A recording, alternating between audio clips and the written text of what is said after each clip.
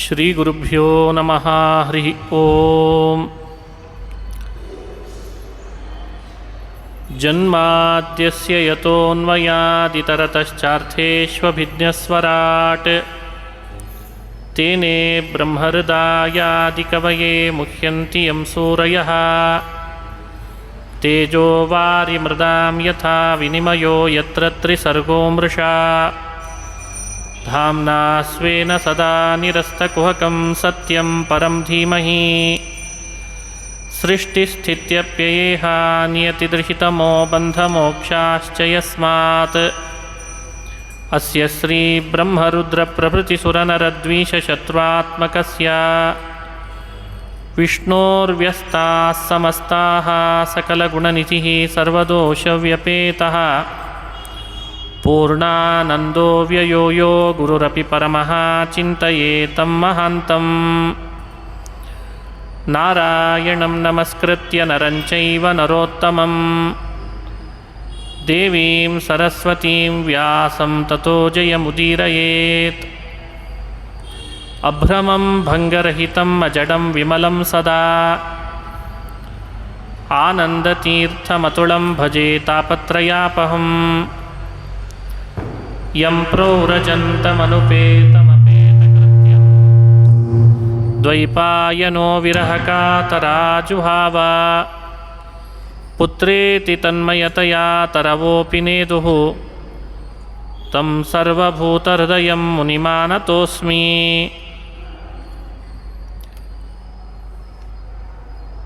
ಮೂಕೋಪಿ ಯತ್ಪ್ರಸಾದೇನ ಮುಕುಂದಶಯನಾಯತೆ.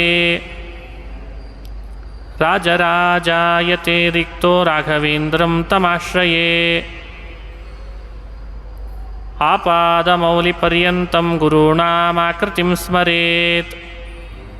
ತೇನ ವಿಘ್ನಾಃ ಪ್ರಣಶ್ಯಂತಿ ಸಿದ್ಧ್ಯಂತಿ ಚ ಮನೋರಥಾಃ. ಶ್ರೀ ಹರಿವಾಯು ಗುರುಗಳ ಚರಣಾರವಿಂದಗಳಲ್ಲಿ ಭಕ್ತಿಪೂರ್ವಕ ಪ್ರಣಾಮಗಳನ್ನು ಅರ್ಪಿಸಿ ಶ್ರೀಮದ್ಭಾಗವತ ಮಹಾಪುರಾಣವನ್ನು ಇವತ್ತಿನಿಂದ ಕೆಲವು ದಿನಗಳ ಕಾಲ ಭೂವೈಕುಂಠ ಶ್ರೀಕ್ಷೇತ್ರದಲ್ಲಿ ಯಥಾಮತಿ ಹೇಳೋ ಪ್ರಯತ್ನ ಮಾಡ್ತಾ ಇದ್ದೇನೆ. ಶ್ರೀಮದ್ಭಾಗವತ ಪುರಾಣ ಕಲಿಯುಗದ ಸಜ್ಜನರಿಗಾಗಿ ರಚನೆ ಮಾಡಿದ ಪುರಾಣ. ಕಲಿಯುಗದಲ್ಲಿ ಶ್ರೀಮದ್ಭಾಗವತವನ್ನು ಶ್ರವಣ ಮಾಡುವುದರಿಂದ ಭಗವಂತನಲ್ಲಿ ಭಕ್ತಿ ಜ್ಞಾನಗಳು ಅಭಿವೃದ್ಧಿ ಆಗ್ತದೆ. ಕಲಿಯ ಕಲ್ಮಶವೂ ದೂರ ಆಗ್ತದೆ. ಭಾಗವತದಲ್ಲೇ ಕೊನೆಯಲ್ಲಿ ಈ ಮಾತು ಬಂದಿದೆ. ಕಲಿಮಲ ಕಲ್ಮಷ ಕಾಲನೋಖಿಲೇಶೋ ಹರಿರಿತರತ್ರ ನಗೀಯತೆ ಹ್ಯಭೀಕ್ಷಣಂ. ಕಲಿಮಲ ಕಲ್ಮಷ ಕಾಲನಃ. ಕಲಿಯುಗದಲ್ಲಿ ಕಲಿಯ ಮಲ ಬಹಳ, ಅದೇ ಬಹಳ ದೊಡ್ಡ ಕಲ್ಮಶ. ಅವುಗಳನ್ನು ಕಳೀಲಿಕ್ಕೆ ಭಗವಂತನೇ ಸಮರ್ಥ. ಹಾಗಾಗಿ ಕಲಿಮಲ ಕಲ್ಮಷ ಕಾಲನೋಖಿಲೇಶಃ. ಅಖಿಲೇಶಃ ಪ್ರಪಂಚಕ್ಕೆ ಒಡೆಯನಾದ ಆ ಭಗವಂತ ನಮ್ಮೆಲ್ಲರ ಕಲಿಯ ಮಲವನ್ನು ಕಳೆದು ತಾನೇ ಹೃದಯದಲ್ಲಿ ಸನ್ನಿಹಿತನಾಗಿ ಜ್ಞಾನ, ಭಕ್ತಿ, ವೈರಾಗ್ಯ ಎಲ್ಲ ಅಭಿವೃದ್ಧಿ ಮಾಡಿಕೊಡ್ತಾನೆ. ಆ ಕಾರಣದಿಂದ ಭಾಗವತ ಶ್ರವಣ ಅತ್ಯಂತ ಉಪಯುಕ್ತ, ಶ್ರೇಷ್ಠ ಅಂತ ಹಿರಿಯರು ಹೇಳ್ತಾರೆ. ಪದ್ಮಪುರಾಣದಲ್ಲಿ ಭಾಗವತವನ್ನು ಶ್ರವಣ ಮಾಡಿದರೆ ಏನು ಫಲ ಬರ್ತದೆ ಅಂತ ಭಾಗವತ ಮಹಾತ್ಮ್ಯವನ್ನು ನಿರೂಪಣೆ ಮಾಡಿದ್ದಾರೆ. ಹಿಂದೆ ಭಕ್ತಿ, ಜ್ಞಾನ, ವೈರಾಗ್ಯ ಈ ಮೂವರಲ್ಲಿ ಭಕ್ತಿ ತಾಯಿಯಂತೆ, ಜ್ಞಾನ ವೈರಾಗ್ಯರಿಬ್ಬರು ಅವರ ಮಕ್ಕಳಂತೆ. ಭಕ್ತಿ ನವಯುವತಿಯಾಗಿ ಜ್ಞಾನ ಹಾಗೂ ವೈರಾಗ್ಯರಿಬ್ಬರು ಅತ್ಯಂತ ವೃದ್ಧರಾಗಿ ಭಕ್ತಿಯ ತೊಡೆ ಮೇಲೆ ಇನ್ನೇನು ಈಗಲೋ ಆಗಲೋ ಉಸಿರು ಬಿಡುವ ಸ್ಥಿತಿಗೆ ತಲುಪಿದ್ರಂತೆ. ಇದೆಲ್ಲ ಕಲಿಯುಗದ ಪ್ರಭಾವ ಅಂತ ಹೇಳ್ತಾರೆ. ವೃಂದಾವನದಲ್ಲಿ ಬಂದಿದ್ದಾಳೆ, ವೃಂದಾವನದಲ್ಲಿ ಕುಳಿತಿದ್ದಾಳೆ. ಭಕ್ತಿ ತೊಡೆ ಮೇಲೆ ಜ್ಞಾನ ವೈರಾಗ್ಯರನ್ನು ಮಲಗಿಸ್ಕೊಂಡಿದ್ದಾಳೆ. ಬಹಳ ವ್ಯಥೆ ಪಡ್ತಾ ಇದ್ದಾಳೆ, ನನ್ನ ಮಕ್ಕಳಿಗೆ ಹೀಗಾಗಬಾರ್ದಾಗಿತ್ತು ಅಂತ. ನಾರದರು ಕಲಿಯುಗ ಹೇಗಿದೆ ನೋಡಿ ಬರೋಣ ಅಂತ ಭೂಮಿಗೆ ಬಂದ್ರಂತೆ. ಕಲಿಯುಗದಲ್ಲಿ ಎಲ್ಲಾದರೂ ಸ್ವಲ್ಪ ಧರ್ಮ ನಡೀತಿದೆಯಾ ಅಂತ ಪರೀಕ್ಷೆ ಮಾಡಲಿಕ್ಕೆ ಬಂದರು. ನೋಡ್ತಾರೆ ಭಾರತದ ಭೂಖಂಡಗಳನ್ನು, ತೀರ್ಥಕ್ಷೇತ್ರಗಳನ್ನು ನೋಡ್ತಾರೆ. ಎಲ್ಲೂ ಅವರಿಗೆ ಜ್ಞಾನ, ಭಕ್ತಿ, ವೈರಾಗ್ಯಗಳು, ಧರ್ಮ, ಸತ್ಯ, ತಪಸ್ಸು ಯಾವುದು ಕಾಣ್ತಾ ಇಲ್ಲ. ಸತ್ಯಂ ನಾಸ್ತಿ ತಪಶೌಚಂ ದಯಾದಾನಂ ನ ವಿದ್ಯತೆ ಉದರಂ ಭರಿಣೋ ಜೀವಾ ವರಾಕಾಃ ಕೂಟಭಾಷಿಣಃ. ಹೊಟ್ಟೆಪಾಡಿನ ಬದುಕು ಕಟ್ಟಿಕೊಂಡವರೇ ಬಹಳ ಜನ ಆಗಿದ್ದಾರೆ. ಎಲ್ಲೂ ಕೂಡ ಸತ್ಯ ಇಲ್ಲ, ತಪಸ್ಸಿಲ್ಲ, ದಯೆ ಇಲ್ಲ, ದಾನ ಇಲ್ಲ. ರಂಗಕ್ಷೇತ್ರಕ್ಕೆ ಬಂದರು, ಕುರುಕ್ಷೇತ್ರಕ್ಕೆ ಬಂದರು, ರಾಮೇಶ್ವರಕ್ಕೆ ಬಂದರು. ಹೀಗೆ ತೀರ್ಥಕ್ಷೇತ್ರಗಳನ್ನು ಪರ್ಯಟನೆ ಮಾಡಿದರು. ಎಲ್ಲೂ ಕಾಣಲಿಲ್ಲ ಅಂದಾಗ ವೃಂದಾವನಕ್ಕೆ ಬಂದ್ರಂತೆ. ವೃಂದಾವನಕ್ಕೆ ಬಂದಾಗ ಶ್ರೀಕೃಷ್ಣ ಅವತಾರ ಮಾಡಿ ತನ್ನ ಮಹಿಮೆಗಳನ್ನು ತೋರಿಸಿದಂಥ ಸ್ಥಳ ವೃಂದಾವನ ಅಂತ ಅಲ್ಲಿಗೆ ಬಂದಿದ್ದಾರೆ. ಅಲ್ಲಿ ಭಕ್ತಿ ತರುಣಿಯಾಗಿ ಜ್ಞಾನ ವೈರಾಗ್ಯರನ್ನು ತೊಡೆ ಮೇಲೆ ಮಲಗಿಸ್ಕೊಂಡಿದ್ದಾಳೆ. ನಾರದರಿಗೆ ಈ ದೃಶ್ಯ ಕಣ್ಣಿಗೆ ಬಿತ್ತು. ಏನು ಮಾತನಾಡಲಿಲ್ಲ, ಸುಮ್ಮನಿದ್ದಾರೆ. ಆದರೆ ಆ ಭಕ್ತಿನೇ ಮಾತನಾಡಿಸ್ತಾಳೆ ನಾರದರನ್ನು. ಭೋ ಭೋ ಸಾಧೋ ಕ್ಷಣಂತಿಷ್ಠ ಮಚ್ಚಿಂತಾಮಪಿ ನಾಶಯ. ಸಾಧುಗಳಾದ ನಾರದರೆ, ಕ್ಷಣಕಾಲ ನಿಂತು ನನ್ನ ಚಿಂತೆಯನ್ನು ಪರಿಹಾರ ಮಾಡಿರಿ. ನನಗೆ ಆಗ್ತಾ ಇರುವ ಚಿಂತೆ ಬಹಳ ಅಂತಂದು. ಸಹಜ ಕರುಣಿಗಳು ನಾರದರು. ಸಜ್ಜನರ ಮೇಲೆ ಅನಿಮಿತ್ತ ಉಪಕಾರ ಮಾಡುವ ಸ್ವಭಾವದವರು. ಭಕ್ತಿಯ ವ್ಯಥೆ ಏನು ಅಂತ ಕೇಳಬೇಕು ಅನಿಸ್ತು. ಕಾತ್ವಂ ಕಂಜಫಲಾಶಾಕ್ಷಿ, ಯಾರು ನೀನು? ಇವರಿಬ್ಬರು ಯಾರು? ನಿನಗಾದ ವ್ಯಥೆ ಏನು ಅಂತ ಕೇಳ್ತಾರೆ. ಭಕ್ತಿ ಉವಾಚ, ಭಕ್ತಿ ಹೇಳ್ತಾಳೆ ನಾರದರೆ, ಅಹಂ ಭಕ್ತಿರಿತಿ ಖ್ಯಾತ ಯುಮೌ ಮೇ ತನಯೌ ಮತೌ ಜ್ಞಾನವೈರಾಗ್ಯ ನಾಮಾನೌ ಕಾಲಯೋಗೇನ ಜರ್ಜರೌ. ನಾನು ಭಕ್ತಿ ಅಂತ, ಇವರಿಬ್ಬರೂ ನನ್ನ ಮಕ್ಕಳು ಜ್ಞಾನ ಹಾಗೂ ವೈರಾಗ್ಯ. ಕಲಿಗಾಲದ ಬಲದಿಂದ ಇವರಿಬ್ಬರು ಜರ್ಜರಿತರಾದರು. ನಾನು ಮಾತ್ರ ಯುವತಿಯಾಗಿದ್ದೇನೆ ಅಂತಂದ್ಲಂತ. ಘಟೇತೆ ಜರಠಾ ಮಾತಾ ತರುಣೌ ತನಯಾವಿತಿ. ತಾಯಿ ಯಾವಾಗಲೂ ವೃದ್ಧಳಾಗಿದ್ದು ಮಕ್ಕಳು ಯುವಕರಾಗಿರೋದು ಲೋಕದ ರೂಢಿ. ಇಲ್ಲಿ ವ್ಯತ್ಯಾಸ ಆಗಿದೆ. ಈ ವೈಪರೀತ್ಯವನ್ನು ನೀವೇ ಪರಿಹಾರ ಮಾಡಬೇಕು ಅಂತ ನಾರದರನ್ನು ಕೇಳ್ತಾಳೆ.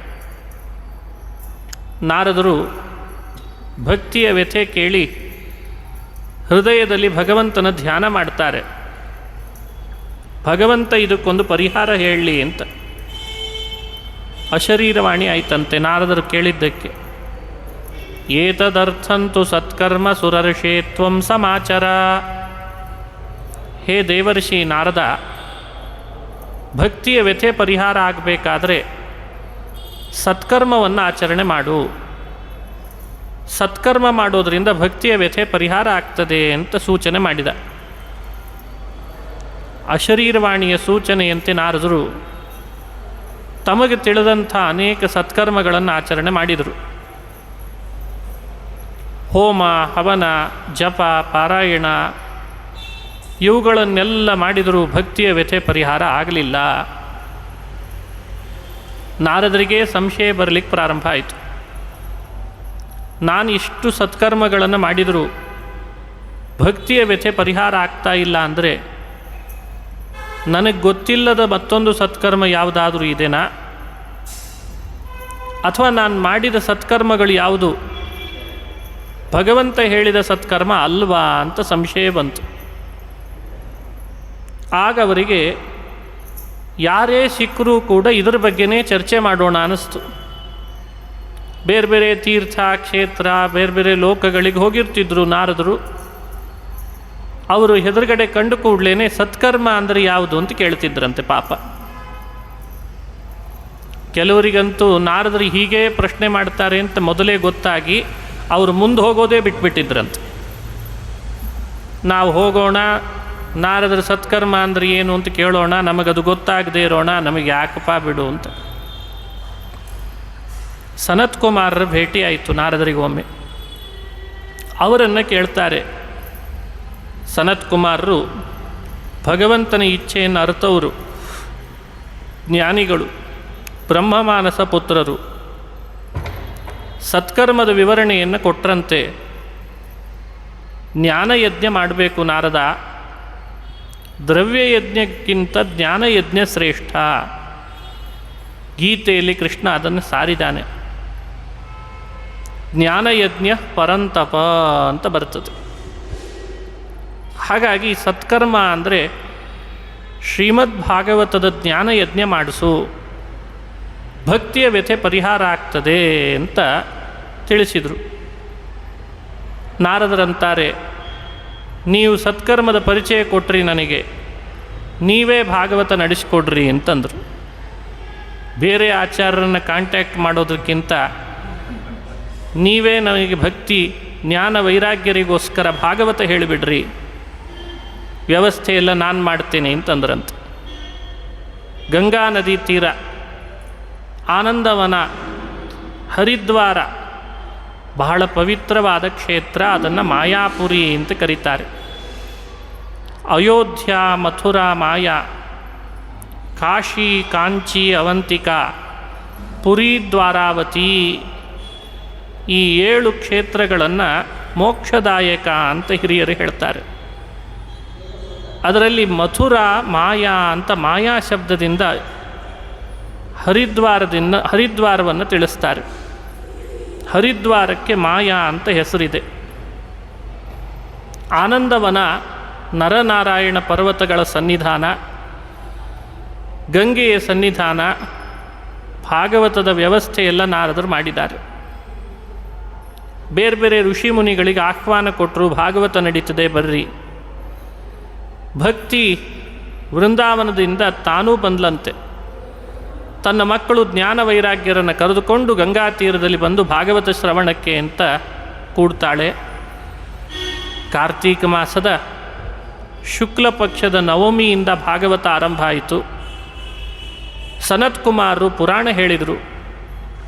ಅದರ ಪ್ರಭಾವ ಹುಣ್ಣಿಮೆಯ ದಿನ, ಕಾರ್ತೀಕ ಮಾಸದ ಹುಣ್ಣಿಮೆಯ ದಿವಸ ಮುಗಿಯುವಾಗ ಭಕ್ತಿ ತರುಣಿಯಾದವಳು ವೃದ್ಧಳಾದ್ಲು, ಅಭಿವೃದ್ಧಳಾದ್ಲು. ಜ್ಞಾನ ವೈರಾಗ್ಯರಿಬ್ಬರು ವೃದ್ಧರಾದವರು ತರುಣರಾದರಂತೆ. ಇದು ಭಾಗವತದ ಪ್ರಭಾವ ಅಲ್ವೇ? ಭಕ್ತಿ ಜ್ಞಾನ ವೈರಾಗ್ಯ ಏನಾಗಬೇಕೋ ಅದು ಆಗ್ತದೆ ಅಂದರೆ ಅದು ಭಾಗವತದ ಪ್ರಭಾವ ಅಲ್ವೇ? ಭಕ್ತಿಸ್ಸುತೌ ತೌ ತರುಣೌ ಗೃಹೀತ್ವಾ ಪ್ರೇಮೈಕರೂಪಾ ಸಹಸಾ ವಿರಾಸೀತ್. ಶ್ರೀಕೃಷ್ಣ ಗೋವಿಂದ ಹರೇ ಮುರಾರೇ ನಾಥೇತಿ ನಾಮಾನಿ ಮುಹುರ್ವದಂತಿ.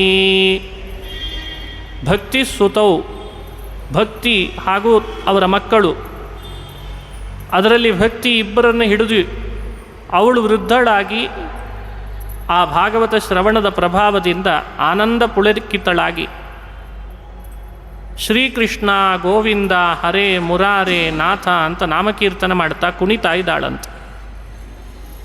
ಜ್ಞಾನ ವೈರಾಗ್ಯರು ತಾಯಿ ವೃದ್ಧಳಾಗಿ ಅವರು ಯುವಕರಾದದ್ದರಿಂದ ಅವರೂ ಕುಣಿದ್ರಂತೆ. ಕೃಷ್ಣ ಗೋವಿಂದ ನಾಮಸ್ಮರಣೆ ಮಾಡ್ತಾ ಮಾಡ್ತಾ ಇದೇ ಭಾಗವತದ ಪ್ರಭಾವ ಅಂತ ಸಾರ್ತದೆ. ಭಗವಂತನ ಬಗ್ಗೆ ಭಕ್ತಿ ಯಾರಿಗೆ ಸರಿಯಾಗಿ ಸ್ಥಿರ ಆಗಿಲ್ಲ, ಅಭಿವೃದ್ಧ ಆಗಿಲ್ಲ, ಭಾಗವತ ಶ್ರವಣದಿಂದ ಅದು ಅಭಿವೃದ್ಧಿ ಆಗ್ತದೆ. ಜ್ಞಾನ ಸರಿಯಾಗಿ ದೇವರ ಬಗ್ಗೆ ಯಾರಿಗೆ ಬಂದಿಲ್ಲ, ಬಂದಿದ್ದರೂ ಸ್ಥಿರವಾಗಿಲ್ಲ, ಅದು ಭಾಗವತದಿಂದ ಉಂಟಾಗ್ತದೆ. ಸಂಸಾರದಲ್ಲಿ ವೈರಾಗ್ಯ ಅದು ಮೂಡಬೇಕು. ವೈರಾಗ್ಯ ಮೂಡದೇ ಇದ್ದರೆ ಭಕ್ತಿ ಸ್ಥಿರ ಆಗಲ್ಲ. ಹಾಗಾಗಿ ಸಂಸಾರದಲ್ಲಿ ವೈರಾಗ್ಯ ಸ್ಥಿರ ಆಗಬೇಕಾದ್ರೆ ಭಾಗವತ ಶ್ರವಣ ಮಾಡಬೇಕು. ಭಕ್ತಿ ಜ್ಞಾನ ವಿರಾಗಾಣ ಸ್ಥಾಪನಾಯ ಪ್ರಕಾಶಿತಂ. ಈ ಭಾಗವತ ಶ್ರವಣ ಮಾಡಿದರ ಫಲ, ಹೇಳಿದ್ರ ಫಲ, ಪಾರಾಯಣದ ಫಲ, ಹೃದಯದಲ್ಲಿ ಭಕ್ತಿ ಜ್ಞಾನಗಳ ಸ್ಥಾಪನೆ ಅಂತ ಫಲ ಹೇಳಿದ್ದಾರೆ. ಇದು ಒಂದು ಉಪಾಖ್ಯಾನ. ಇನ್ನೊಂದು ಉಪಾಖ್ಯಾನ, ತುಂಗಭದ್ರಾ ತೀರದಲ್ಲಿ ಆತ್ಮದೇವ ಅಂತ ಒಬ್ಬ ವಿಪ್ರ, ಅವನಿಗಿಬ್ಬರು ಮಕ್ಕಳಿದ್ದರು, ಗೋಕರ್ಣ, ಇನ್ನೊಬ್ಬ ದುಂದುಕಾರಿ ಅಂತ.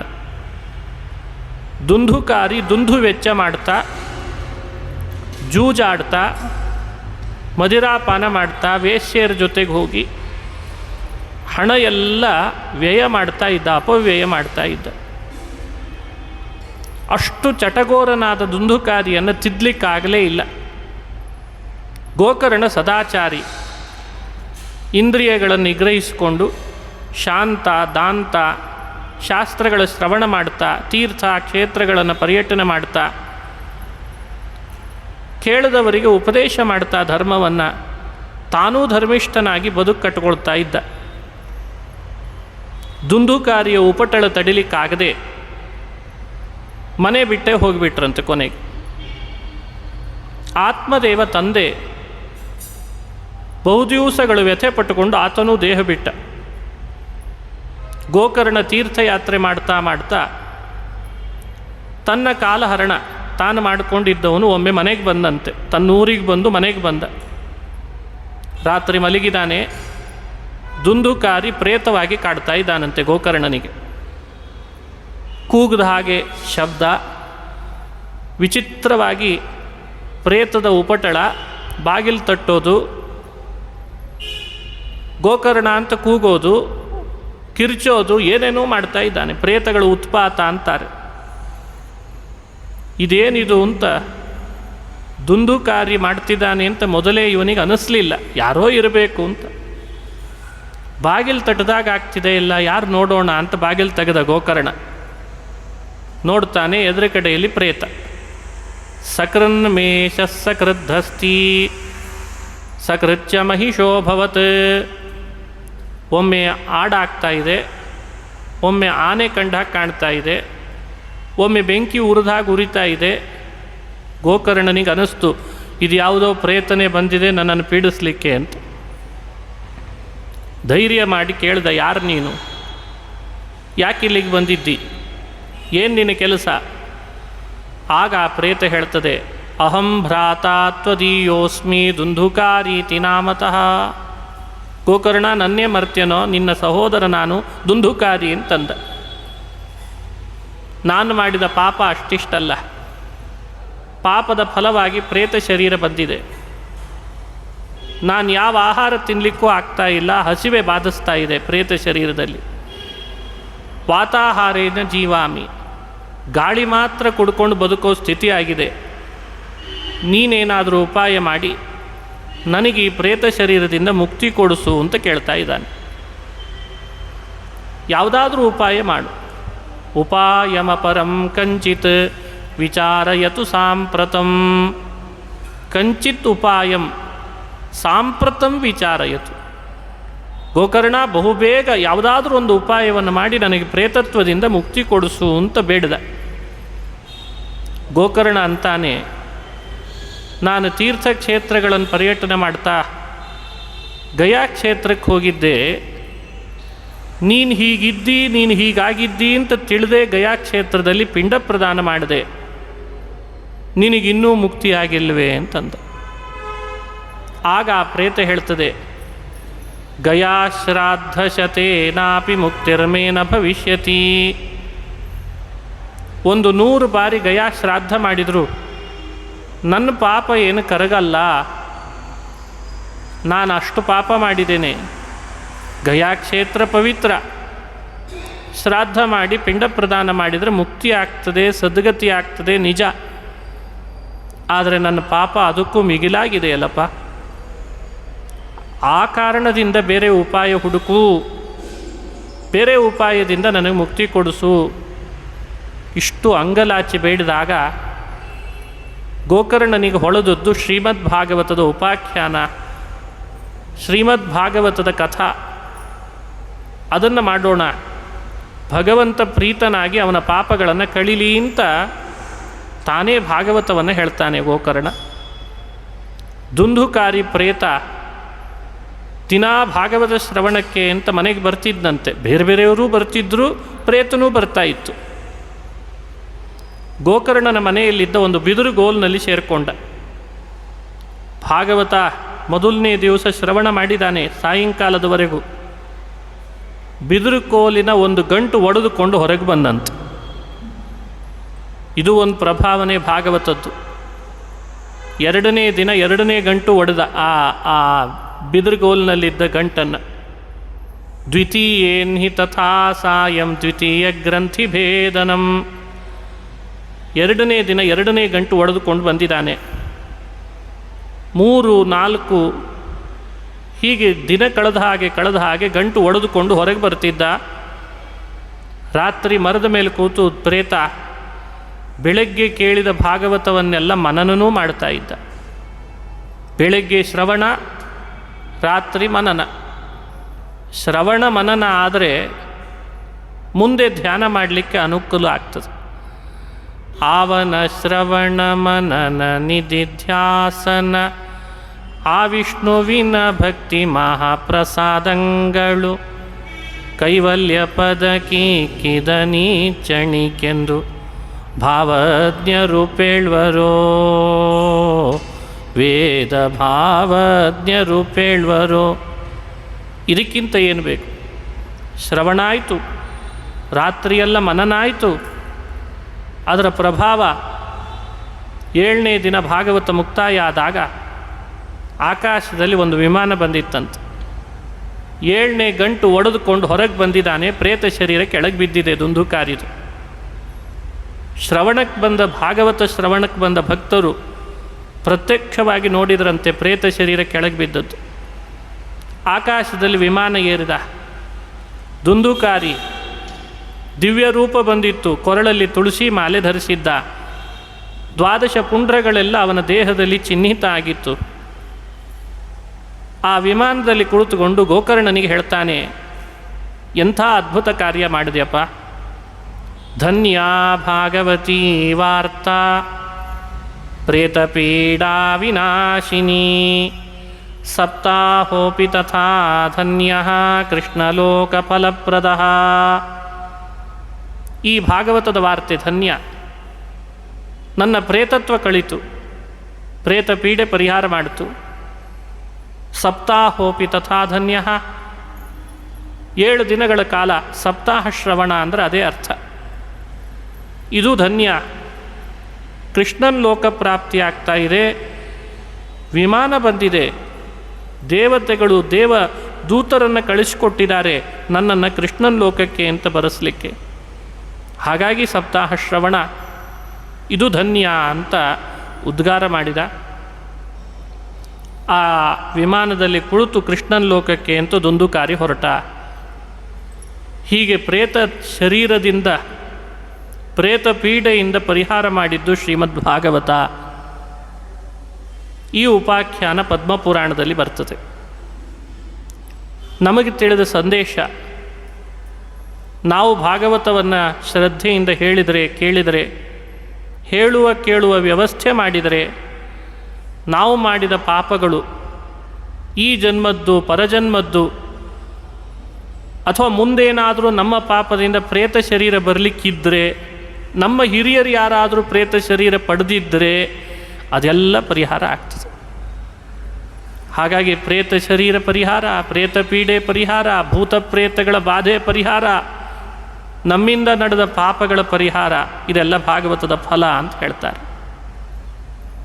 ಜ್ಞಾನ ಭಕ್ತಿ ವೈರಾಗ್ಯಗಳ ಅಭಿವೃದ್ಧಿ ಒಂದು, ಪಾಪಗಳ ಪರಿಹಾರ ಮತ್ತೊಂದು. ಸಲ್ಲೋಕದ ಪ್ರಾಪ್ತಿ. ದುಂದುಕಾರಿಗೆ ಬರೀ ಪ್ರೇತ ಶರೀರ ಪರಿಹಾರ ಆದದ್ದಲ್ಲ, ವಿಮಾನದಲ್ಲಿ ಕುಳಿತು ಕೃಷ್ಣನ ಲೋಕನೇ ಪ್ರಾಪ್ತಿ ಆಯಿತು.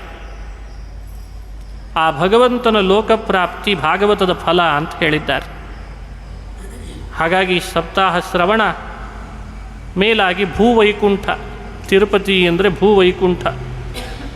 ಮಾಯಾವಿ ಪರಮಾನಂದಂ ತ್ಯಕ್ತ್ವಾ ವೈಕುಂಠಮುತ್ತಮಂ ಸ್ವಾಮಿ ಪುಷ್ಕರಣೀ ತೀರೆ ರಮಯಾ ಸಹ ಮೋದತೆ. 3 ಕೋಟಿ ತೀರ್ಥಗಳ ಉತ್ಪತ್ತಿ ಸ್ಥಾನ ಅಂದರೆ ಸ್ವಾಮಿ ಪುಷ್ಕರಣಿ. ಆ ಸ್ವಾಮಿ ಪುಷ್ಕರಣಿಯ ತೀರದಲ್ಲಿ ವೈಕುಂಠದ ಅಧಿಪತಿ ವೈಕುಂಠವನ್ನು ಬಿಟ್ಟು ಈ ಸ್ಥಳ ಆರಿಸ್ಕೊಂಡಿದ್ದಾನೆ ಅಂದರೆ ವೈಕುಂಠಕ್ಕೆ ನಮ್ಮನ್ನು ಕರೆದುಕೊಂಡು ಹೋಗಲಿಕ್ಕೆ ಅಂತ ಆರಿಸ್ಕೊಂಡಿದ್ದಾನೆ. ಸಂಶಯನೇ ಬೇಡ, ನಿಸ್ಸಂಶಯವಾಗಿ ಏತೇನ ಸತ್ಯವಾಕ್ಯೇನ ಸರ್ವಾರ್ಥಾನ್ ಸಾಧಯಾಮಿ. ವೆಂಕಟೇಶ ಸಮೋ ನಾಸ್ತಿ ನ ಭೂತೋ ನ ಭವಿಷ್ಯತಿ ಏತೇನ ಸತ್ಯವಾಕ್ಯೇನ ಸರ್ವಾರ್ಥಾನ್ ಸಾಧಯಾಮಿ. ಸಂಶಯ ಪಡೋ ಹಾಗಿಲ್ಲ, ಶಪಥ ಮಾಡಿ ಹೇಳಿದ್ದಾರೆ ಪುರಾಣಗಳಲ್ಲಿ. ಅಷ್ಟು ಪವಿತ್ರ ಕ್ಷೇತ್ರ. ಇಲ್ಲಿ ನಾವು ಮಾಡುವ ಶ್ರವಣ, ಭಾಗವತದ ಶ್ರವಣ ನಮ್ಮೆಲ್ಲರ ಪಾಪಗಳನ್ನು ಪರಿಹಾರ ಮಾಡಲಿ, ಪುನಃ ಮುಂದೆ ನಡೆಸುವ ಜೀವನದಲ್ಲಿ ಸನ್ಮಾರ್ಗದ ಪ್ರೇರಣೆ, ಸದ್ಧರ್ಮ ಮಾಡಲಿಕ್ಕೆ ಪ್ರೇರಣೆ ಆಗಲಿ, ಸ್ಫೂರ್ತಿಯಾಗಲಿ ಅಂತ ದೇವರಲ್ಲಿ ಪ್ರಾರ್ಥನೆ ಮಾಡ್ತಾ ಶ್ರೀಮದ್ ಭಾಗವತವನ್ನು ಶ್ರವಣ ಮಾಡಬೇಕು. ಭಾಗವತವನ್ನು ರಚನೆ ಮಾಡಿದ್ದು ವೇದವ್ಯಾಸರು. ದ್ವಾಪರದ ಅಂತ್ಯದಲ್ಲಿ ವೇದವ್ಯಾಸನಾಗಿ ನಾರಾಯಣ ದೇವತೆಗಳ ಪ್ರಾರ್ಥನೆಯಂತೆ ಅವತಾರ ಮಾಡಿದ. ಜ್ಞಾನ ಕೊಡೋದೇ ಮುಖ್ಯ ಉದ್ದೇಶ ವೇದವ್ಯಾಸರಿಗೆ.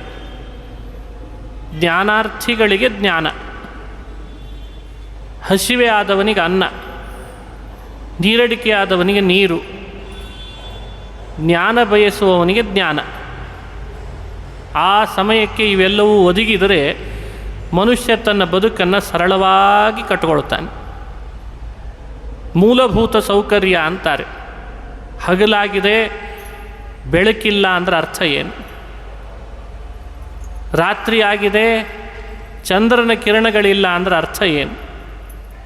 ಹಸಿವೆ ಆಗಿದೆ, ಭೂಮಿಯಲ್ಲಿ ಧಾನ್ಯ ಬೆಳೀಲಿಲ್ಲ ಅಂದ್ರೆ ಅರ್ಥ ಏನು? ಬೇಸಿಗೆ ಕಳೆದಿದೆ, ಮಳೆ ಬರ್ತಾ ಇಲ್ಲ ಅಂದ್ರೆ ಅರ್ಥ ಏನು? ಈ ಪ್ರಕೃತಿಯ ವಿಕೋಪಗಳು ಮನುಷ್ಯನನ್ನು ಜರ್ಜರಿತಗೊಳಿಸ್ತವೆ. ಭೂಮಿಯಲ್ಲಿ ದವಸ ಧಾನ್ಯಗಳು ಬೆಳಿಲೇಬೇಕು, ಆಕಾಶದಲ್ಲಿ ಮಳೆಗಾಲದ ಮೋಡಗಳು ಬರಲೇಬೇಕು, ಚೈತ್ರ ವಸಂತಗಳಲ್ಲಿ ಬೇಸಿಗೆ ಬರಲೇಬೇಕು, ಸುಡು ಬಿಸಿಲು ಬರಲೇಬೇಕು. ಆ ಸಮಯಕ್ಕೆ, ಆ ಋತುವಿಗೆ, ಆ ದೇಶಕ್ಕೆ, ಕಾಲಕ್ಕೆ ಅನುಗುಣವಾಗಿ ಜೀವರಿಗೆ ಸಿಗಬೇಕಾದ ಮೂಲಭೂತ ಸೌಕರ್ಯಗಳು ಸಿಕ್ಕರಷ್ಟೇ ಬದುಕು ಕಟ್ಟಿಕೊಳ್ತಾನೆ, ಸುಗಮವಾಗಿ ಬದುಕು ಸಾಗ್ತದೆ. ಹಾಗೆ ಆತ್ಮನ ಉದ್ಧಾರಕ್ಕೆ ಮೂಲಭೂತವಾದ, ನಿಜವಾದ ಆತ್ಮನ ಉದ್ಧಾರಕ್ಕೆ ಮೂಲಭೂತವಾದ ಸೌಕರ್ಯ ಅಂದರೆ ಜ್ಞಾನ. ಶರೀರಕ್ಕೆ ಬೇಕಾದದ್ದು ದವಸ ಧಾನ್ಯ, ಬಿಸಿಲು, ಮಳೆ, ಎಲ್ಲ ಬಟ್ಟೆ ಎಲ್ಲ. ಒಳಗಡೆ ಆತ್ಮನಿಗೆ ಬೇಕಾದ ಸೌಕರ್ಯ ಅಂದರೆ ಯಾವುದು? ಜ್ಞಾನ. ಜ್ಞಾನ ಇಲ್ಲದೆ ಮನುಷ್ಯ ಬದುಕಲಿಕ್ಕೆ ಇಲ್ಲ. ಬದುಕಿದರೂ ಅದು ಬದುಕೇ ಅಲ್ಲ ಅಂತಾರೆ, ಉಸಿರಾಟ ಅಷ್ಟೆ. ಉಸಿರಾಟ ಬೇರೆ, ಬದುಕು ಬೇರೆ. ಸರಿಯಾದ ಜ್ಞಾನ, ಆತ್ಮ ಚೆನ್ನಾಗಿ ಅದನ್ನು ಊಟ ಮಾಡಿ ದಷ್ಟಪುಷ್ಟನಾಗಿ ಬದುಕು ಕಟ್ಟಿಕೊಳ್ಬೇಕು. ಆ ಜ್ಞಾನದ ಊಟ ಉಣಬಡಿಸಲಿಕ್ಕೆ ಅಂತ ವೈಕುಂಠದಲ್ಲಿ ಕ್ಷೀರ ಸಮುದ್ರದಲ್ಲಿ ಮಲಗಿದ ನಾರಾಯಣ ವೇದವ್ಯಾಸನಾಗಿ ಭೂಮಿಗೆ ಅವತಾರ ಮಾಡಿದ. ವ್ಯಾಸರ ಹೃದಯ ಕ್ಷೀರಸಾಗರದಂತಿದೆ. ನಮ್ಮ ನಿಮ್ಮೆಲ್ಲರ ಮೇಲಿಟ್ಟ ಕರುಣೆನೇ ಮಂದರ ಪರ್ವತ. ಆ ಮಂದರಗಿರಿಯನ್ನು ಮಥಿಸಿ ಮಥಿಸಿ ಹೃದಯ ಕಡಲನ್ನು ಮಥಿಸಿದಾಗ ಹೊರಹೊಮ್ಮಿದ್ದೇ ಮಹಾಭಾರತ ಅನ್ನೋ ಪಾರಿಜಾತ. ಮಹಾಭಾರತದ ಪಾರಿಜಾತ ಪುಷ್ಪ ಭಗವಂತನಿಗೆ ಬಹಳ ಪ್ರಿಯ. ಯಾವಾಗ ಆ ಪಾರಿಜಾತವನ್ನು ಅರ್ಪಿಸಿದರೂ ದೇವರು ಬಹಳ ಬೇಗ ಅದನ್ನು ಸ್ವೀಕಾರ ಮಾಡ್ತಾನೆ, ಕೈವಡ್ಡಿ ಸ್ವೀಕಾರ ಮಾಡ್ತಾನೆ. ಪಾರಿಜಾತ ತಂದಿದ್ದೀಯಾ, ಕೊಡು. ಹೊರಗಿನ ಪಾರಿಜಾತ ಕೆಲವು ಋತುಗಳಲ್ಲಿ ಮಾತ್ರ ಬಿಡುತ್ತದೆ. ಆದರೆ ಮಹಾಭಾರತ ಪಾರಿಜಾತ ವ್ಯಾಸರ ಹೃದಯ ಕಡಲನ್ನು ಮಥಿಸಿದಾಗ ಬಂದದ್ದು ನಿತ್ಯ ನೂತನ, ಯಾವಾಗಲೂ ಕೊಡ್ತಿರ್ತದೆ ಹೂವನ್ನು. ಹಾಗಾಗಿ ಪಾರಿಜಾತ ಮಹಾಭಾರತ. ಆ ಪಾರಿಜಾತ ಪುಷ್ಪದ ಒಳಗಿರುವ ಮಧು ಅದು ಜೇನು, ಅದು ಭಗವದ್ಗೀತೆ ಅಂತ ಅರ್ಥ. ಗೀತೆ ಜೇನಿನ ಸ್ಥಾನದಲ್ಲಿದೆ, ಭಗವಂತನಿಗೆ ಅತಿ ಪ್ರಿಯವಾದದ್ದು. ಅಭಿಷೇಕನಾದರೂ ಮಾಡು, ನೈವೇದ್ಯಕ್ಕಾದರೂ ಇಡು, ಅಂತೂ ಇಂತೂ ಈ ಜೇನುತುಪ್ಪದ ಸಿಹಿ ನನಗೆ ಬೇಕು ಅಂತಾನೆ ಭಗವಂತ. ಮಹಾಭಾರತ ಪಾರಿಜಾತ ಮಧುಭೂತಾಂ ಮತ್ತೆ ಮಥನ ಮಾಡಿದ್ದಾರೆ. ಹೃದಯ ಕ್ಷೀರಸಾಗರ ಮಥಿಸಿದಾಗ ವೇದಗಳು ಬಂದವು. ವೇದಗಳೆಲ್ಲ ಮಹಾಲಕ್ಷ್ಮಿ, ಹಾಗಾಗಿ ಅವಳಿಗೆ ವೇದಪೀಠ ಅಂತ ಕರೆದಿದ್ದಾರೆ. ವೇದಪೀಠ ವಿರಿಂಚಿತನಯ, ವೇದಪೀಠ ಅಂದರೆ ವೇದಗಳೆಲ್ಲ ಮಹಾಲಕ್ಷ್ಮಿ ಅಂತ ಅರ್ಥ. ಅವಳು ಕ್ಷೀರಸಾಗರದಿಂದ ಹೊರಹೊಮ್ಮಿದ್ದಾಳೆ.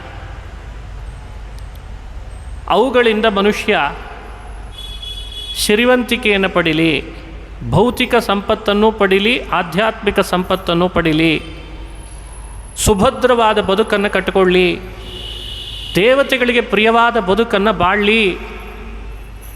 ಆ ಕಾರಣದಿಂದ ದೇವಲೋಕದಲ್ಲಿ ಮನೆ ಮನೆಗಳಲ್ಲಿ ಸದಾ ಕಿವಿ ತುಂಬ ಕೇಳುವ ಹೇಳುವ, ನಾಲ್ಕು ಮುಖದಿಂದ ಸತ್ಯಲೋಕದಲ್ಲಿ ಸದಾ ಪಾರಾಯಣ ಮಾಡುವ ವೇದಗಳನ್ನು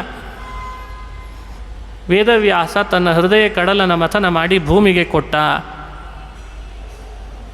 ವೇದಗಳು ಮಹಾಲಕ್ಷ್ಮಿ. ಮಹಾಭಾರತ ಪಾರಿಜಾತ, ಬ್ರಹ್ಮಸೂತ್ರಗಳೆಲ್ಲ ಅಮೃತ. ಕ್ಷೀರ ಸಮುದ್ರ ಮಥಿಸಿದಾಗಲ್ವೇ ಬಂದದ್ದು ಅಮೃತ, ಮಥನ ಮಾಡದೆ ಅಮೃತ ಇಲ್ಲ. ಬ್ರಹ್ಮಸೂತ್ರಗಳು ಅಂದರೆ ವೇದಾಂತ ಸೂತ್ರ ಅಂತ ಕರೀತಾರೆ. ಭಗವದ್ಗೀತೆಯಲ್ಲಿ ವೇದಾಂತ ಕೃದ್ವೇದ ವಿದೇವ ಚಾಹಂ ಅಂತ ಕೃಷ್ಣ ಹೇಳಿದ. ನಾನು ವೇದಾಂತ ಕೃತ್, ನಾನೇ ಜಗತ್ತಿಗೆ ವೇದಾಂತ ಕೃತ್, ವೇದಾಂತ ಸೂತ್ರಗಳನ್ನು ನಿರ್ಮಿಸಿಕೊಟ್ಟವ. ವೇದಾಂತ ಸೂತ್ರಗಳು ಅಂದರೆ ಬ್ರಹ್ಮಸೂತ್ರ, ಅದು ಅಮೃತ ಇದ್ದ ಹಾಗೆ. ಆ ಅಮೃತದ ಸ್ಪರ್ಶ ಆದರೆ ಸಾಕು. ಅಮೃತದ ಸ್ಪರ್ಶನೂ ಬೇಡ, ಅದರ ಗಾಳಿ ತಾಗಿದರೆ ಸಾಕು. ಸೋಕೋದು ಅಂತಾರೆ, ಸೋಕೋದು ನಮ್ಮ ಕಡೆ. ಸ್ವಲ್ಪ ಬ್ರಹ್ಮಸೂತ್ರಗಳು ಸೋಗಿದರೆ ಸಾಕಂತೆ, ಕಿವಿ ಮೇಲೆ ಹಾದು ಹೋದರೆ ಸಾಕು, ನಾವು ಅಮೃತರಾಗಿಬಿಡ್ತೀವಿ. ಅಷ್ಟು ಶಕ್ತಿ ವೇದಾಂತ ಸೂತ್ರಗಳಲ್ಲಿದೆ. ಪುರಾಣಗಳೆಲ್ಲ ಚಂದ್ರ, ಕ್ಷೀರ ಸಮುದ್ರದಿಂದಲೇ ಬಂದದ್ದಲ್ವೇ ಚಂದ್ರನು. ಸೂರ್ಯನ ತಾಪಕ್ಕೆ ಬೆಂದು ನೊಂದಂತಹ ಭೂಮಿಯನ್ನು ತನ್ನ ಕಿರಣಗಳಿಂದ ತಂಪೆರಿಲಿಕ್ಕೆ ರಾತ್ರಿ ಬರುವವನೇ ಚಂದ್ರ. ಸಂಸಾರ ತಾಪದಿಂದ ಬೆಂದು ನೊಂದಂಥ ನಮ್ಮನ್ನು ತನ್ನ ಕಿರಣದಿಂದ, ಅಮೃತ ಕಿರಣ ಚಂದ್ರ, ತಂಪೆರಿಲಿಕ್ಕೆ ಅಂತ ಬಂದದ್ದೇ ಪುರಾಣ ಚಂದ್ರ ಅಂತಾರೆ. ಇತಯೇವ ಪುರಾಣ ಗೌರಗೌ ಸಮಹಾಭಾರತ ಪಾರಿಜಾತಕೆ ಸತಿ ಜಾತವತಿ ವ್ಯಜಾಯತ ಪ್ರವರಂ ಸೂತ್ರಗಣಾಮೃತಂ ಸ್ವಯಂ. ವ್ಯಾಸರ ಹೃದಯ ಕಡಲು ಇಷ್ಟೆಲ್ಲ ಸಂಪತ್ತನ್ನು ಕೊಟ್ಟಿದೆ. ವೇದ ಮಹಾಲಕ್ಷ್ಮಿ, ಮಹಾಭಾರತ ಪಾರಿಜಾತ, ಬ್ರಹ್ಮಸೂತ್ರಗಳೆಂಬ ಅಮೃತ, ಪುರಾಣಗಳೆಂಬ ಚಂದ್ರ. ಯಾವುದನ್ನು ಆಶ್ರಯಿಸ್ತೀರಿ? ಯಾವುದನ್ನು ಬೇಡ ಅಂತ ಬಿಡಲಿಕ್ಕೆ ಸಾಧ್ಯ? ಎಲ್ಲವನ್ನೂ ಆಶ್ರಯಿಸಬೇಕು. ಎಲ್ಲ ನಮಗೆ ಬೇಕಾದದ್ದೇ. ದೇವರಿಗೆ ಅರ್ಚಿಸಲಿಕ್ಕೆ ಪಾರಿಜಾತ ಇಲ್ಲದೆ ಇದ್ದರೆ ಆಗ್ತದ? ಅಭಿಷೇಕಕ್ಕೆ ಜೇನು ಇಲ್ಲದೆ ಇದ್ದರೆ ಆಗ್ತದ? ನಾವು ಮುಕ್ತರಾಗಲಿಕ್ಕೆ, ಹಸಿವೆ ನೀಗಿಸ್ಕೊಳ್ಳಿಕ್ಕೆ ಅಮೃತ ಇಲ್ಲದೆ ಇದ್ದರೆ ಆಗ್ತದ? ಚಂದ್ರನ ಕಿರಣ ಸೋಗದೆ ಇದ್ದರೆ ಆಗ್ತದ? ಎಲ್ಲವೂ ಬೇಕು ಅಂತಾರೆ.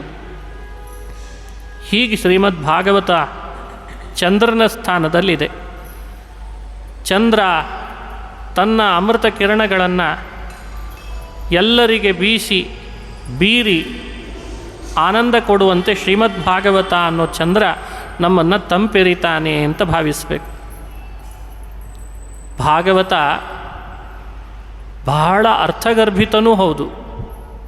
ಭಾಗವತ ವಿದ್ವಾಂಸರು ತಿಳಿಲಿಕ್ಕೆ ಕಠಿಣವೂ ಹೌದು. ಭಾಗವತ ಭಕ್ತಿಯಿಂದ ಶ್ರವಣ ಮಾಡ್ತಾ ಇದ್ದರೆ ಮಂದರಿಗೆ, ಪಾಮರರಿಗೆ ಭಕ್ತಿಯ ಉದ್ರೇಕವನ್ನುಂಟು ಮಾಡುವ ಗ್ರಂಥವೂ ಹೌದು. ಎಲ್ಲ ರೀತಿಯಿಂದಲೂ ಭಾಗವತ ಶ್ರೇಷ್ಠವೇ ಸರಿ. ವಿದ್ವಾಂಸರಿಗೆ, ದೇವತೆಗಳಿಗೆ, ಜ್ಞಾನಿಗಳಿಗೆ ಮಾತ್ರ ಅರ್ಥ ಆದರೆ ಭಗವಂತ ಅಂತಾನೆ, ನಾನು ಬರೆದದ್ದೇ ನನ್ನ ಭಕ್ತರು ಪಾಮರರೂ ಇದ್ದಾರೆ, ಅವರಿಗೆ ಅರ್ಥ ಆಗಲಿ ಅಂತ.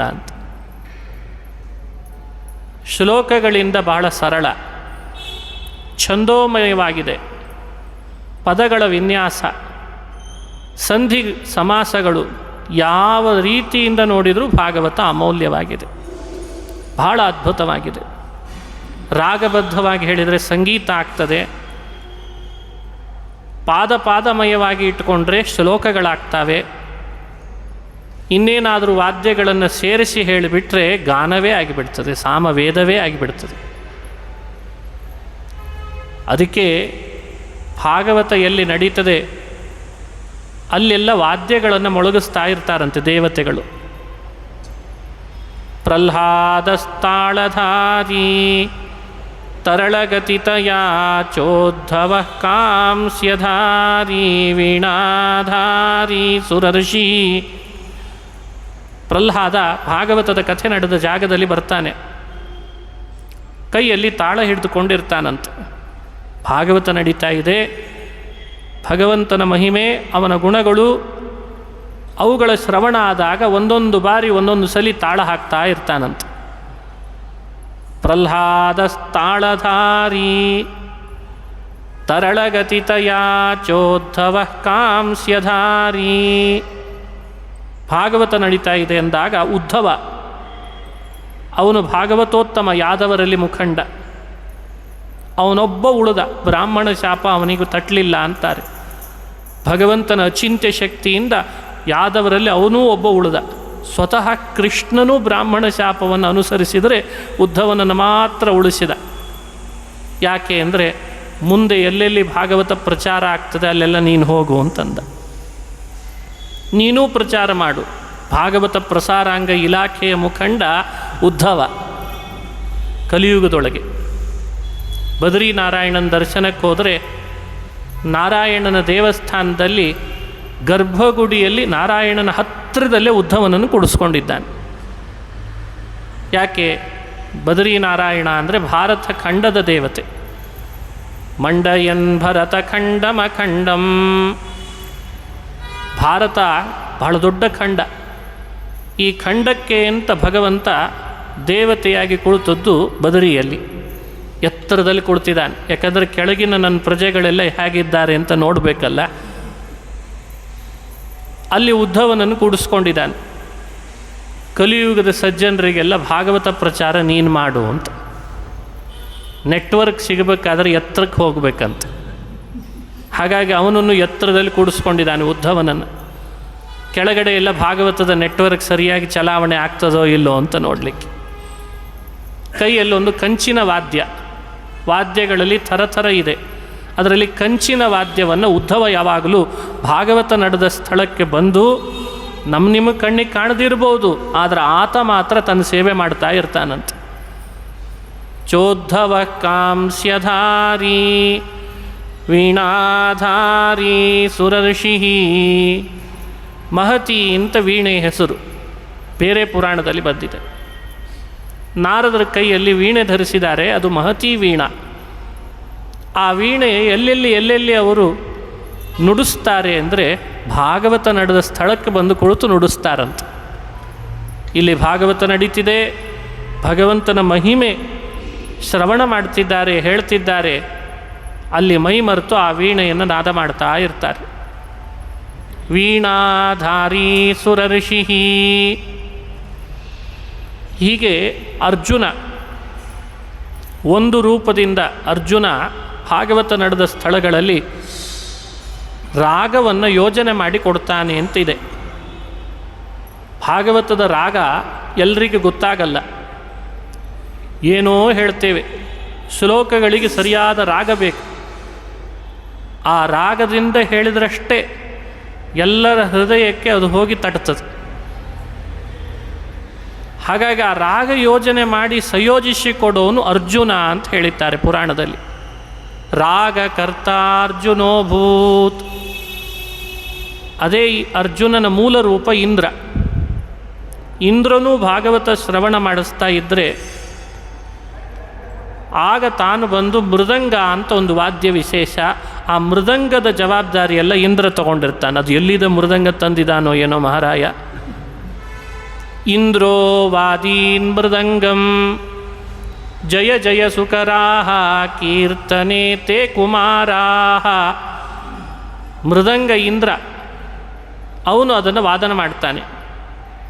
ಜಯ ಜಯ ಅಂತ ಸನತ್ಕುಮಾರರು ಭಾಗವತ ನಡೀತಾ ಇದ್ದರೆ ಒಂದೊಂದು ಘಟ್ಟಕ್ಕೆ ಭಗವಂತನ ಸರ್ವೋತ್ತಮತೆ ಹೇಳಿದಾಗೆಲ್ಲ ಜಯಘೋಷವನ್ನು ಮಾಡಲಿಕ್ಕೆ ಕುಳಿತಿರ್ತಾರಂತೆ. ಜಯ ಜಯ ಜಯ ಅಂತಿರಬೇಕಂತ. ಈ ಕಾರಣದಿಂದ ದೇವರು ಸರ್ವೋತ್ತಮ, ಈ ಕಾರಣದಿಂದ ನನ್ನ ರಕ್ಷಕ, ಈ ಯುಕ್ತಿ ಇದ್ದದ್ರಿಂದಲೂ ನನ್ನ ಒಳಗೆ ಅಂತರ್ಯಾಮಿಯಾಗಿ ಅವನೇ ಇದ್ದಾನೆ ಅಂತ ತಿಳಿಬೇಕು. ಅವನು ನಿರ್ದೋಷ, ಅವನು ಸಮನೇ, ಅವನು ವಿಷಮನಲ್ಲ, ಅವನು ಜಗತ್ತಿನ ಸ್ಥಿತಿ ಸೃಷ್ಟಿ ಲಯ ಎಲ್ಲದಕ್ಕೂ ಕಾರಣ. ಅವನು ಬಂಧಪ್ರದ, ಅವನು ಮೋಕ್ಷಪ್ರದ, ಅವನು ಅಜ್ಞಾನಕರ್ತ, ಅವನು ಜ್ಞಾನಕರ್ತ. ಒಂದೊಂದು ವಿಷಯ ಹೇಳಿದಾಗೆಲ್ಲ ಜಯಘೋಷವನ್ನು ಮಾಡ್ತಾರಂತೆ. ಜಯ ಜಯ ಸುಕರಾಹ ಕೀರ್ತನೆ ತೇ ಕುಮಾರಾಹ ಯತ್ರಾಗ್ರೇ ಭಾವವಕ್ತ.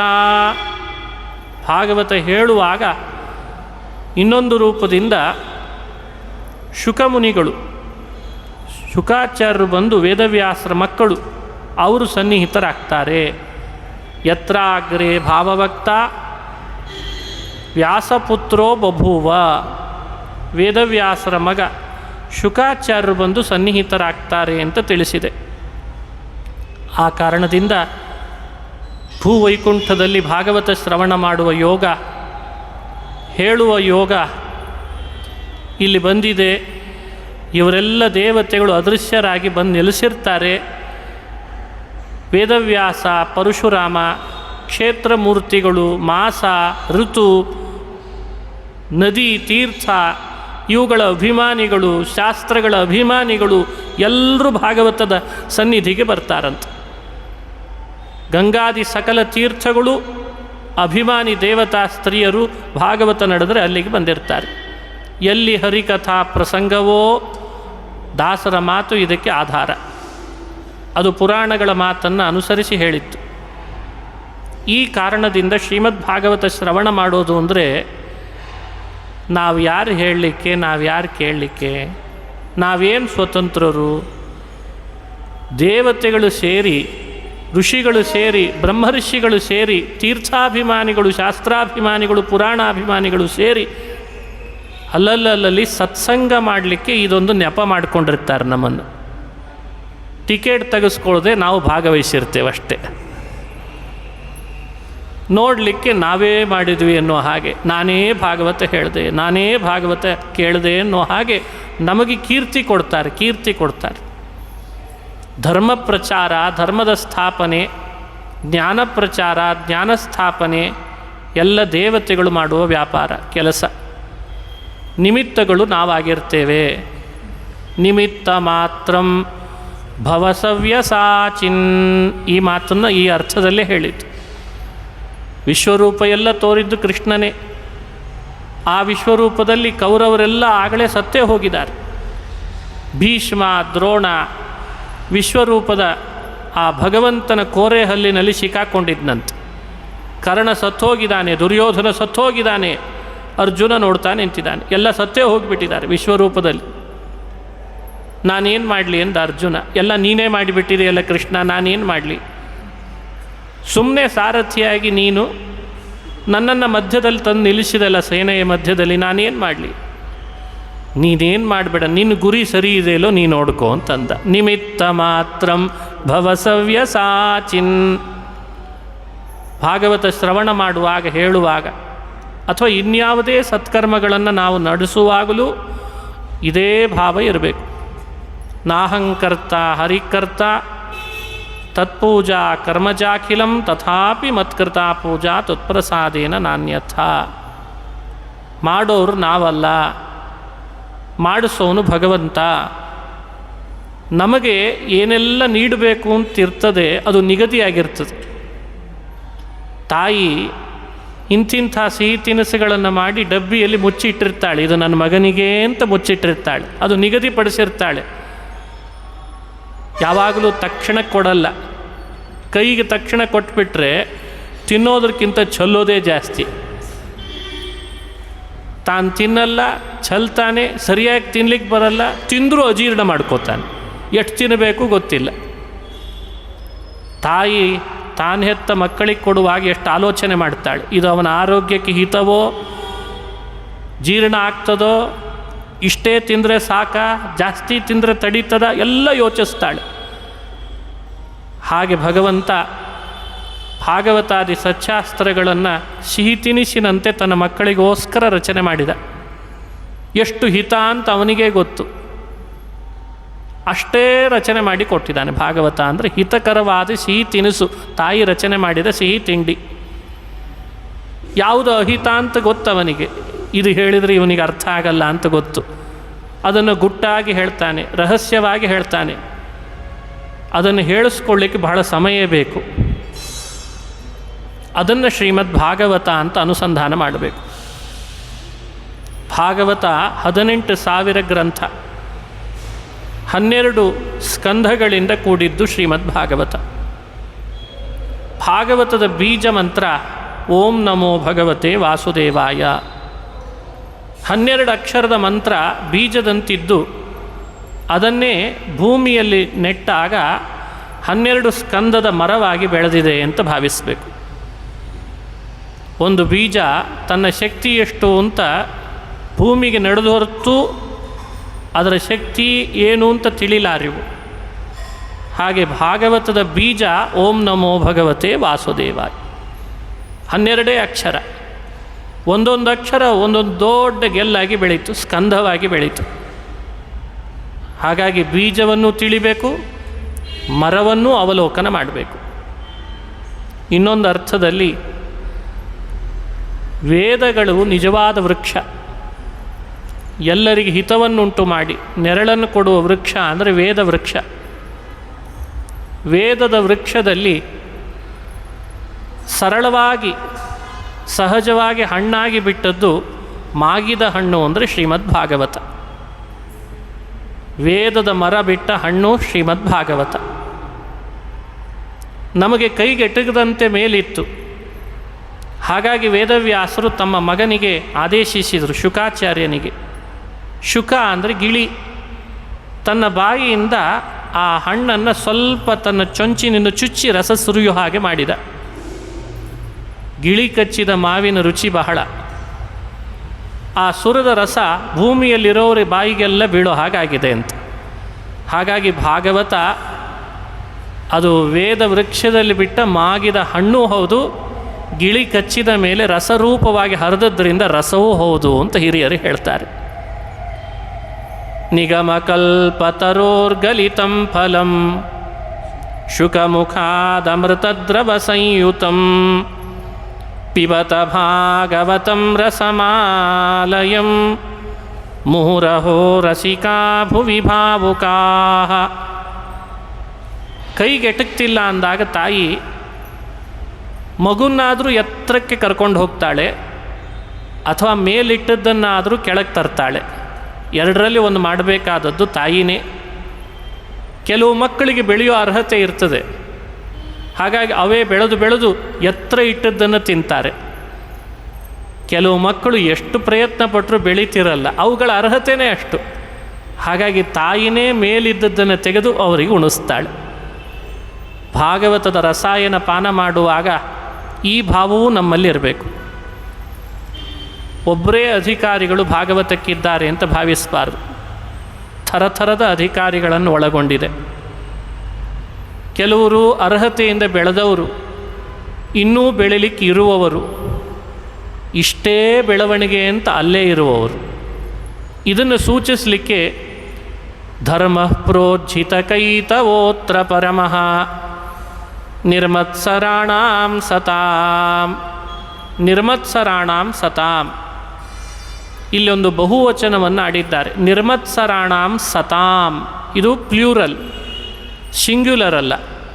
ಅದರಿಂದ ಏನು ಸೂಚನೆ ಮಾಡಿದರು? ನನ್ನ ಭಾಗವತ ಅದು ವೇದ ವೃಕ್ಷದಲ್ಲಿ ಮರದ ಟೊಂಗೆಯಲ್ಲಿ ಬಿಟ್ಟಂತಹ ಮಾಗಿದ ಹಣ್ಣೂ ಹೌದು. ಅಂದರೆ ಯಾರಿಗೆ ಅರ್ಹತೆ ಇದೆ ಅವರು ಸ್ವಲ್ಪ ಎತ್ತೆತ್ರ ಬೆಳೆದು ಮರದ ಟೊಂಗೆಯಲ್ಲೇ ಇದ್ದ ಹಣ್ಣನ್ನೇ ಗಟ್ಟಿಯಾಗಿ ಕೈಯಲ್ಲಿ ಹಿಡಿದು ತಿನ್ನಲಿ.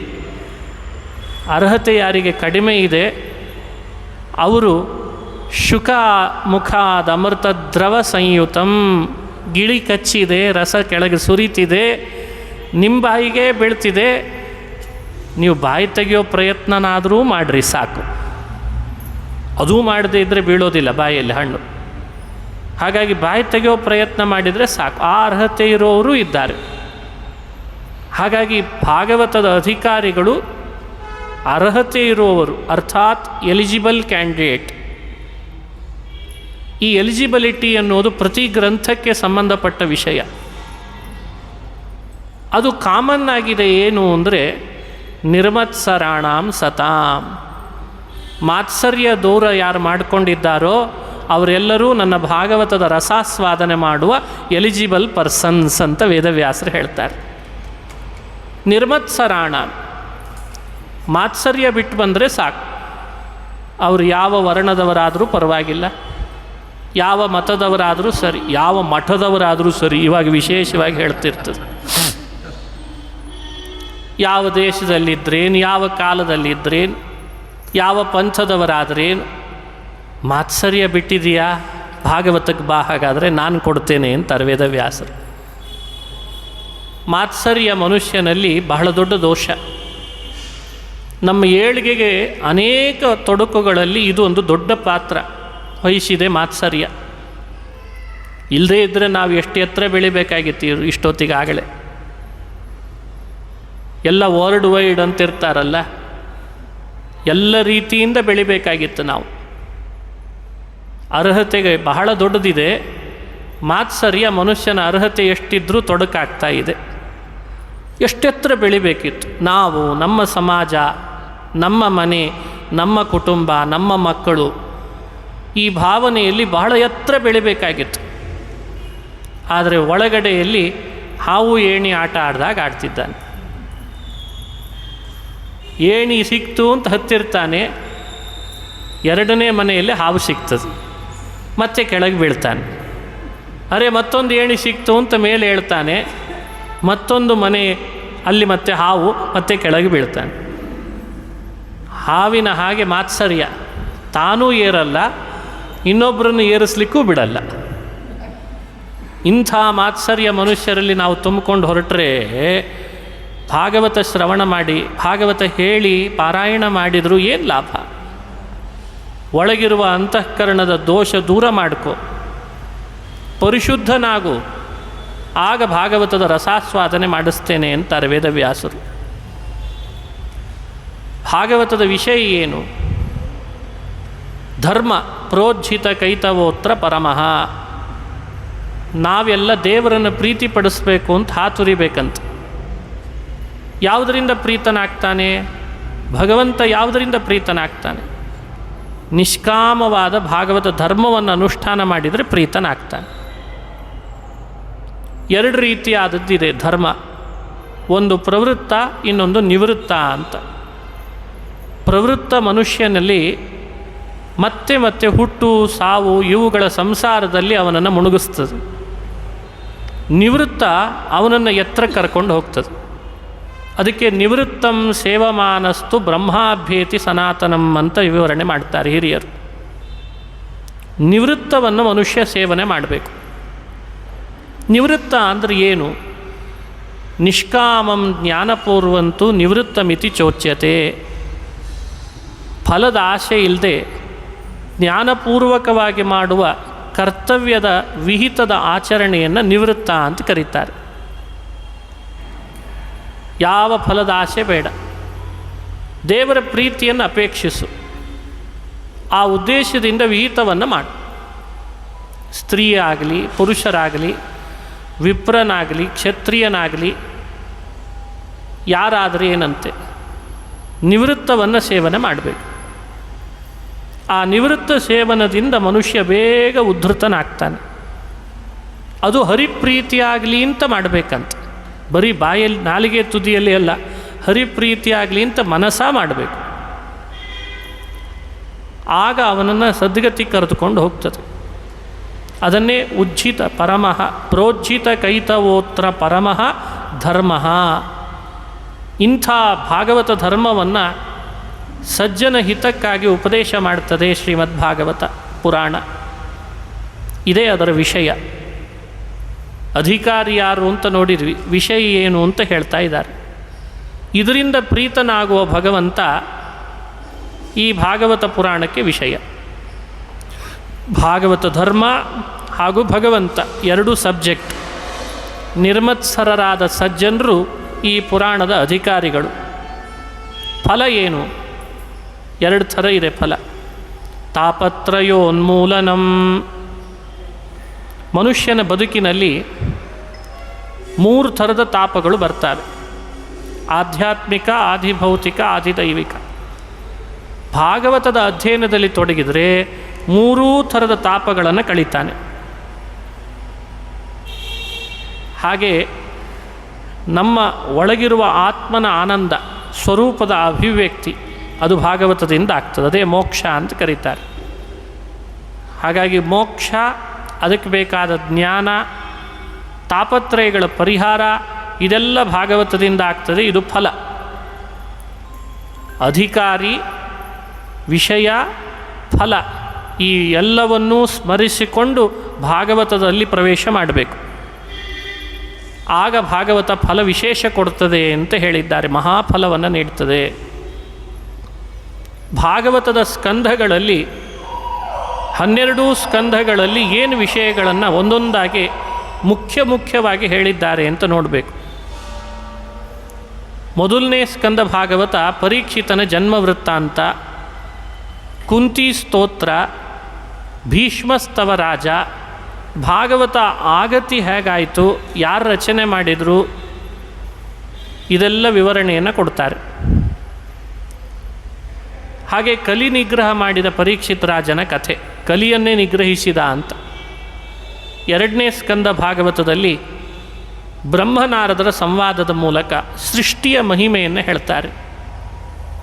ಹಾಗೆ ವರಾಹ ಅವತಾರದ ಚಿಂತನೆ. 3ನೇ ಸ್ಕಂದದಲ್ಲಿ ಕರ್ದಮರ ಮಗನಾಗಿ ಕಪಿಲ ಅವತಾರ ಮಾಡಿದ್ದು, ತನ್ನ ತಾಯಿ ದೇವಹೂತಿಗೆ ಮುಕ್ತಿ ಸಾಧನ ಮಾಡಿಕೊಳ್ಳುವ ಉಪಾಯಗಳನ್ನು ವಿವರಣೆ ಮಾಡ್ತಾನೆ. ಅದು ಕಪಿಲ ಗೀತೆ ಅಂತ ಪ್ರಸಿದ್ಧ. 4ನೇ ಸ್ಕಂದ ಭಾಗವತದಲ್ಲಿ ದಕ್ಷಾಧ್ವರ ಧ್ವಂಸ, ಮಹಾತ್ಮರನ್ನು ದ್ವೇಷ ಮಾಡಬಾರ್ದು, ಮಹಾತ್ಮರಿಗೆ ದ್ರೋಹ ಎಸಗಬಾರದು ಅಂತ ಹೇಳುವ ಕಥೆ.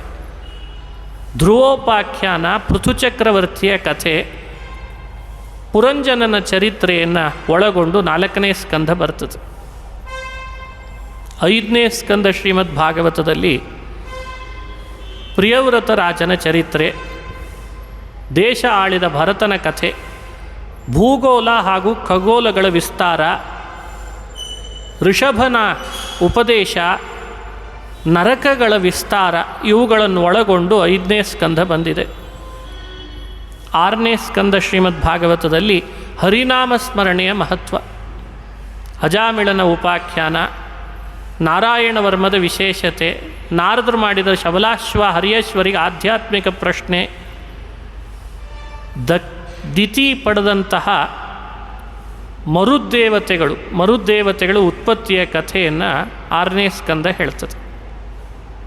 7ನೇ ಸ್ಕಂದ ಶ್ರೀಮದ್ ಭಾಗವತದಲ್ಲಿ ಭಗವಂತ ವಿಷಮನಲ್ಲ, ಅವನು ಸಮನಿದ್ದಾನೆ ಅಂತ ಸ್ಥಿರ ಮಾಡಿಸ್ತದೆ. ಪ್ರಹ್ಲಾದನ ಕಥೆ, ಲಕ್ಷ್ಮೀ ನರಸಿಂಹನ ಉಪಾಖ್ಯಾನ. 8ರಲ್ಲಿ 14 ಮನ್ವಂತರಗಳಲ್ಲಿ ಭಗವಂತ ತನ್ನ ಭಕ್ತರ ಮೇಲೆ ಕರುಣೆ ತೋರಿ ಅವತಾರ ಮಾಡಿ ಅವರವರ ಆಪತ್ತುಗಳನ್ನು ಪರಿಹಾರ ಮಾಡ್ತಾನೆ ಹೇಗೆ ಎನ್ನುವುದರ ಕಥೆ. ವಾಮನ ಅವತಾರ, ಕೂರ್ಮ ಅವತಾರ, ಮೋಹಿನಿ ಅವತಾರ, ಧನ್ವಂತರಿ, ಹರಿ ಅಂತ ಅವತಾರ, ಗಜೇಂದ್ರ ಮೋಚನೆ ಮಾಡಿದ್ದು ಇದೆಲ್ಲ 8ನೇ ಸ್ಕಂದದಲ್ಲಿ ಬರ್ತದೆ. 9ರಲ್ಲಿ ಪರಶುರಾಮ, ದತ್ತಾತ್ರೇಯ, ರಾಮಾವತಾರದ ಕಥೆಯನ್ನು ವಿವರಣೆ ಮಾಡ್ತಾರೆ. ಹರಿಭಕ್ತರಾದ ರಾಜರ್ಷಿಗಳ ಕಥೆಯನ್ನು ಹೇಳ್ತಾರೆ. 10ನೇ ಸ್ಕಂದದಲ್ಲಿ ಕೃಷ್ಣಾವತಾರವನ್ನು ವಿಸ್ತಾರವಾಗಿ ಶ್ರವಣ ಮಾಡಿಸ್ತಾರೆ. ಬಾಲ್ಯಲೀಲೆಗಳನ್ನು ಕೌಮಾರದಲ್ಲಿ ನಡೆಸಿದ್ದು, ಯೌವನದಲ್ಲಿ ಕೃಷ್ಣ ಮಾಡಿದ ಕಥೆಗಳು, ಪೂರ್ವಾರ್ಧ ಉತ್ತರಾರ್ಧ ಅಂತ ಎರಡೂ ಭಾಗಗಳಲ್ಲಿ ಕೃಷ್ಣನ ಕಥೆಯನ್ನೇ ಹೇಳ್ತಾರೆ. ಕೃಷ್ಣ ಭಕ್ತವತ್ಸಲನ್ ಯಾಕೆ, ಭಕ್ತಾಪರಾಧ ಸಹಿಷ್ಣು ಅಂತ ಹೇಗೆ, ಕರುಣಾಸಾಗರ ಅಂತ ಹೇಗೆ ತಿಳಿಬೇಕು, ಇದೆಲ್ಲ ಕಥೆಗಳು ಕೃಷ್ಣಂದು 10ನೇ ಸ್ಕಂದದಲ್ಲಿ ಬರ್ತದೆ. 11ನೇ ಸ್ಕಂದದಲ್ಲಿ ಜಾಯಂತೆ ಉಪಾಖ್ಯಾನ, ಉದ್ಧವನಿಗೆ ಶ್ರೀಕೃಷ್ಣ ಉಪದೇಶ ಮಾಡಿದ ಗೀತೆ, ಉದ್ಧವ ಗೀತೆ, ಭಾಗವತ ಧರ್ಮಗಳನ್ನು ವಿಸ್ತಾರ ಮಾಡ್ತಾರೆ. 12ರಲ್ಲಿ ಬುದ್ಧಾವತಾರದ ಚರಿತ್ರೆ ಹಾಗೂ ಕಲ್ಕಿ ಅವತಾರದ ಬಗ್ಗೆ ಹೇಳಿ ಪರೀಕ್ಷಿದ್ರಾಜನಿಗೆ ಭಾಗವತವನ್ನು ಮುಕ್ತಾಯ ಮಾಡ್ತಾರೆ ಶುಕಮುನಿಗಳು. ಮುಂದೆ ಸೂತ ಪುರಾಣಿಕರು ಮಾರ್ಕಾಂಡೇಯರ ಕಥೆಯನ್ನು ಶೌನಕರಿಗೆ ಉಪದೇಶ ಮಾಡ್ತಾ ಮುಕ್ತಾಯ ಮಾಡಿ ದೇವರಲ್ಲಿ ಸಮರ್ಪಣೆ ಮಾಡ್ತಾರೆ. ಇದೇ ಶ್ರೀಮದ್ ಭಾಗವತದ ಮುಖ್ಯಾಂಶ ಅಂತ ತಿಳಿಬೇಕು. ಇವಾಗೆಲ್ಲ ಮುಖ್ಯಾಂಶ ಓದಿ ಆಮೇಲೆ ವಾರ್ತೆಗಳ ವಿವರ ಅಂತ. ಹಾಗಾಗಿ ಅದು ಬಹಳ ಸ್ಪೀಡಾಗಿ ಹೇಳಬೇಕು ಅಂತ ನಾನು ಸ್ವಲ್ಪ ನಿಧಾನ ಹೇಳಿದೆ. 100 ನಿಮಿಷಗಳಲ್ಲಿ 100 ಸುದ್ದಿಗಳನ್ನು ತೋರಿಸ್ಬೇಕೀಗ. 100 ನಿಮಿಷ 100 ಸುದ್ದಿಗಳು ಅಂತ. ಇವರಿಗೆ ಇಷ್ಟು ಬರ್ತದೆ ಅಂದರೆ ಭಾಗವತಕ್ಕಷ್ಟು ಬರಲ್ವೇ? ಹಾಗಾಗಿ 12 ಸ್ಕಂಧಗಳಲ್ಲಿ ಮುಖ್ಯಾಂಶಗಳನ್ನು ಒಳಗೊಂಡಿದೆ ಅಂತ ನಾವಿವತ್ತು ನೋಡಿದ್ದೇವೆ. ಸಾಯಂಕಾಲ ಇದರದೇ ವಿಸ್ತಾರವಾಗಿ ಸಾಧ್ಯವಾದಷ್ಟು ತಿಳಿಯೋ ಪ್ರಯತ್ನ ಮಾಡೋಣ ಅಂತ ಹೇಳ್ತಾ ಶ್ರೀಕೃಷ್ಣ ಅರ್ಪಣಮಸ್ತು. ಹರಯೇ ನಮಃ, ಹರಯೇ ನಮಃ.